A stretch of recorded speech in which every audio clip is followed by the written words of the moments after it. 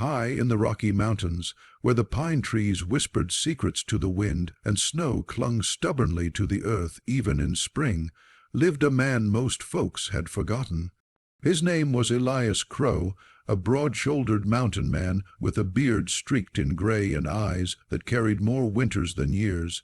He lived alone in a hand-built log cabin miles from the nearest town, surviving on trapping, woodcutting, and the quiet that came with isolation.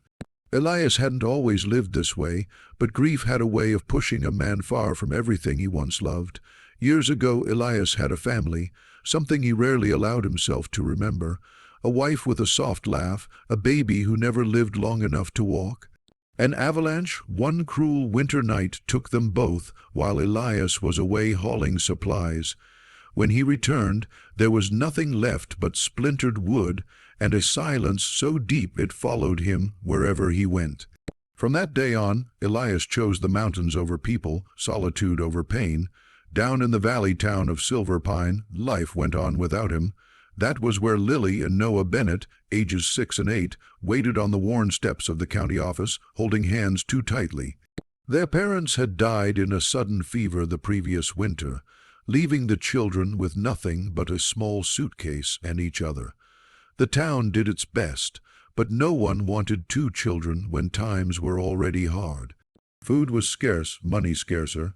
That was when the county clerk, a tired woman with kind eyes, remembered Elias Crowe. "He's got land," she said hesitantly, "a cabin, and he keeps to himself, but he's not cruel."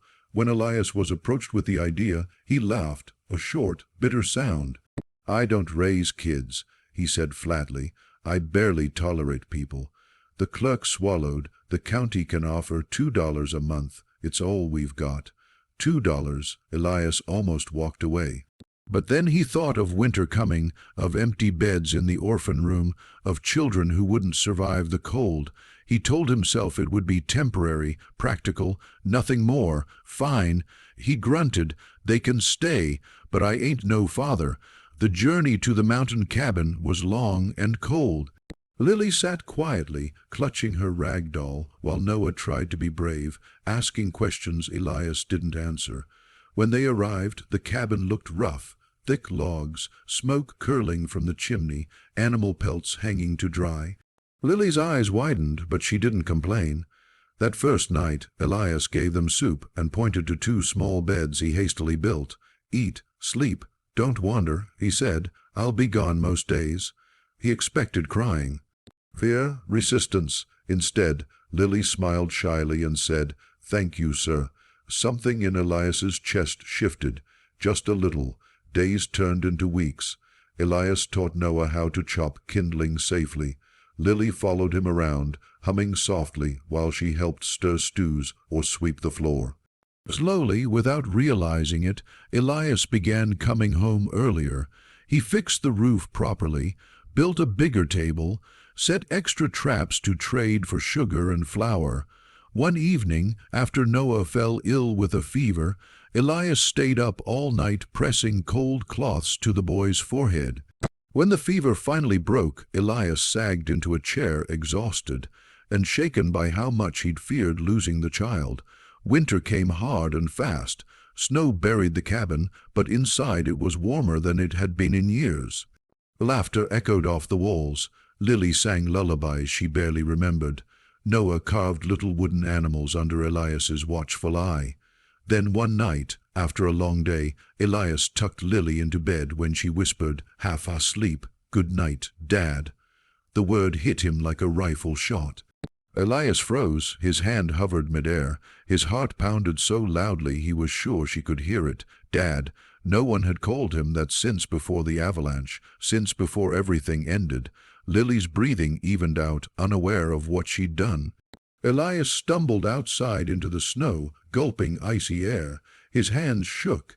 He wanted to deny it, to shut the door on that word forever. But something inside him, something broken and long silent, ached in a way that felt frighteningly like hope. The next morning, he expected Lily to apologize. She didn't. She simply smiled and handed him a tin cup of coffee. From that day on, everything changed. Elias didn't correct her, and slowly Noah followed suit. Spring thawed the mountain paths, and news spread through Silver Pine that Elias Crowe had children. When a schoolteacher named Clara Whitmore came to check on them, she found a cabin filled with warmth, learning, and love. Clara stayed longer than she meant to. She returned often, and Elias, once certain he'd never open his heart again, found himself laughing more than he had in decades. Years later, when asked why he took in 2 orphaned children for $2, Elias would only smile. "Best bargain I ever made," he'd say, because in saving them, they had saved him too.